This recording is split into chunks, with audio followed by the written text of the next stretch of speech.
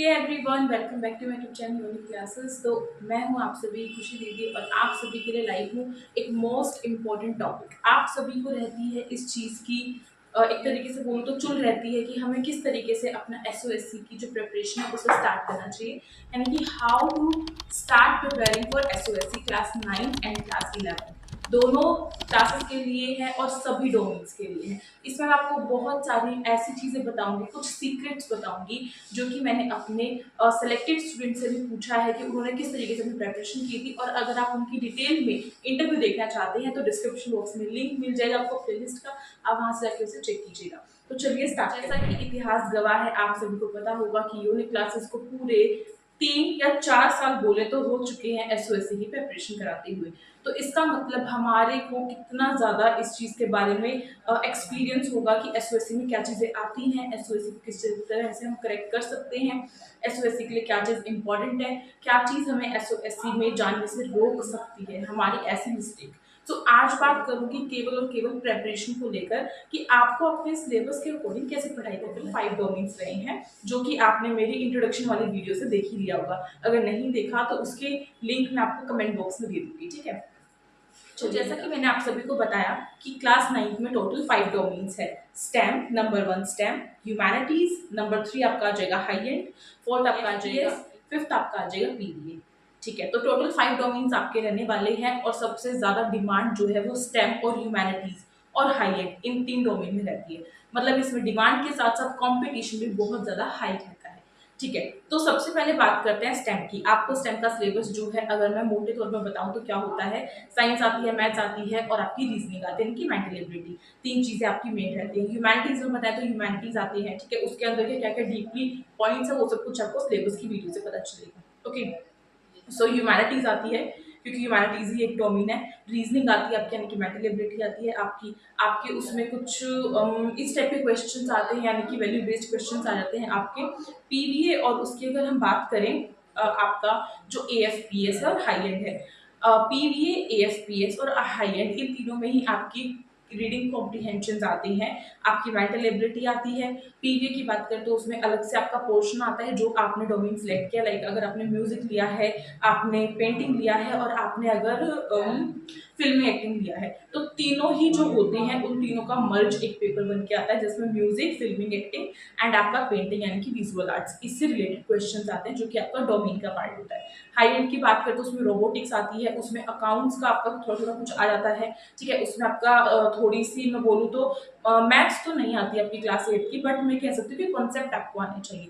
Reasoning आपकी बहुत important है हाई एंड में, वर्बल एंड नॉन वर्बल दोनों तरीके की। अब बात की जाए एएफपीएस की, तो एएफपीएस जो है यानी कि आर्मिड प्रिपरेटरी, जो आपका आर्मी फोर्स के लिए आपका डोमेन बना है, जिसमें कि आपकी साइंस आती है, ओके, आपकी रीजनिंग आती है, आपकी रीडिंग कॉम्प्रीहेंशन आता है। तो ये 3 चीजें आपकी बहुत मेन है। तो आज हम जानेंगे कि अगर हमारा इतना सारा सिलेबस है तो कोई भी अगर आपने अपना डोमेन चूज किया है तो आप ध्यान से देखो, 3 से 4 आपके सब्जेक्ट कंटेन कर रहा है, उससे ज्यादा नहीं कर रहा है। ठीक है, तो उससे ज्यादा नहीं कर रहा है तो उसकी प्रेपरेशन कैसे करनी है, अब मेन बात ये निकल के आती है।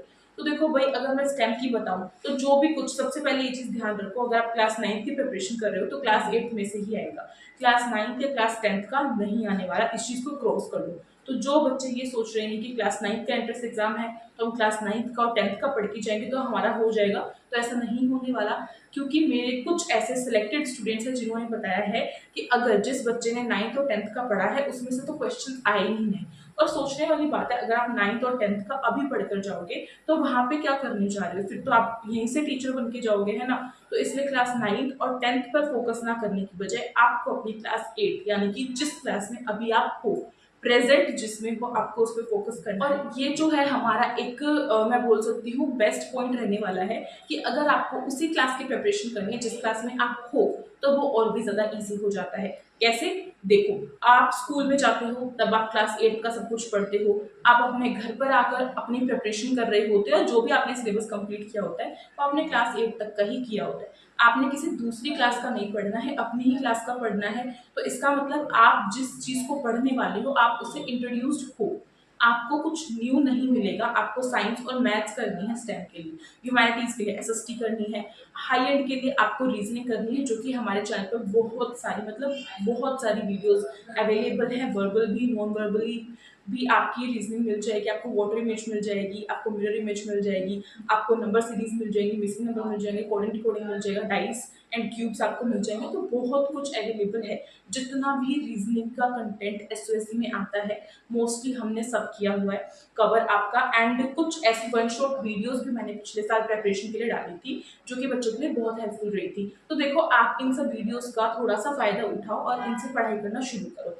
एंड अगर अब हम बात करें कि आपको किस तरीके से अपनी पढ़ाई को स्टार्ट करना है, तो सबसे पहले स्टार्टिंग पॉइंट हमारा होता है कि हमें कुछ भी अगर स्टार्ट करना है तो उसका सिलेबस हमें पता होना चाहिए। आपको सिलेबस पता चल गया, आपने उसको अपने एक नोटबुक पे लिख लिया, या कर सकते हो ऐसा कि अपने एक नोटबुक के पेज को निकाल के उसको लिख लो, उसे जो है अपने स्टडी टेबल के सामने चिपका दो उस वॉल पे, या फिर जहां भी जिस भी रूम में आप पढ़ाई करते हो, तो आपको पता चलेगा कि क्या क्या चीजें हैं। अब खाली ये नहीं लिखना है सिलेबस में कि साइंस और मैथ्स, नो, उसके अंदर के चैप्टर्स लिखने हैं। जैसे कि चैप्टर 1 आ रहा है, 2 आ रहा है, और मैं आपको बता दूं, आपने सिलेबस की वीडियो देखी होगी तो आपको ये भी पता होगा कि डिलीटेड चैप्टर्स भी आते हैं। एसओएससी डिलीटेड चैप्टर्स को भी देता है, तो वो भी हमको पढ़ने हैं। वो आपको आपके स्कूल में नहीं पढ़ाए जाएंगे, बट यूनिक क्लासेस पर जरूर पढ़ा दिए जाएंगे। ठीक है, तो उससे टेंशन तो नहीं लेना है।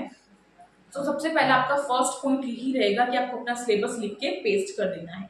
जिससे क्या होगा, जिससे आप कभी भी चलते फिरते उसको देखोगे तो आपकी नजर रहेगी कि हाँ, मेरे को कितनी सारी चीजें कंप्लीट करनी है। सो ये आपकी टिप नंबर 1 हो गई। सेकंड, अगर मैं टिप की बात करूँ तो आपको जो है अपने नोट्स प्रिपेयर करने हैं, खुद के नोट्स, यानी कि सेल्फ मेड नोट्स होने चाहिए। ये नहीं है कि मैंने जो अपने नोट्स आपको दिखाए, आपने उसका स्क्रीनशॉट रख लिया, उसकी पीडीएफ बना ली एंड देन कंप्लीट, आपका काम कंप्लीट हो गया। तो देखो, पकी पकाई रोटी खाने से आपका जो पूरा का पूरा मैं बोल सकती हूँ कि आपका जो भी ड्रीम है वो पूरा नहीं हो सकता। आपको उसके लिए खुद मेहनत करनी पड़ेगी, खुद उस रोटी को पकाना पड़ेगा। हाँ, ये है कि आप कहीं से आटा ले सकते हो, यानी कि कहीं से आप सोर्स ले सकते हो नोट्स बनाने का। लाइक कितनी भी आपकी वेबसाइट्स है उनका सोर्स ले लो, अपनी एनसीईआरटी का सोर्स लो, हमारे चैनल का सोर्स ले लो, या फिर जहां से भी आपको मिलता है वहां से चीजों को बटोरो और सबको इकट्ठा करके एक अच्छे खासे नोट्स बनाओ। हाँ, खिचड़ी नहीं पकानी है, बट कुछ अच्छा करना है। ठीक है, ऐसा नहीं करना कि जिसने जो बताया वही लिख दिया, नो। जो चीज आपको बिल्कुल एग्जैक्ट और सही इंफॉर्मेशन मिल रही है उसको अपने नोट्स में डालो।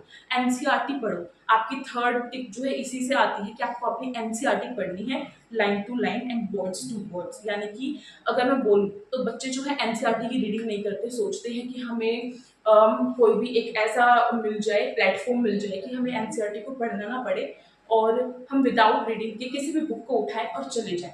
ऐसा नहीं हो सकता। चाहे मैं अपने कोर्स के बारे में बात करूं, चाहे मैं अपने चैनल के बारे में बात करूं, मैं किसी भी चैनल के बारे में बात करूं, मैं आपको यही रिकमेंड करूंगी कि आपको अपनी एनसीईआरटी बुक को जरूर पढ़ना चाहिए।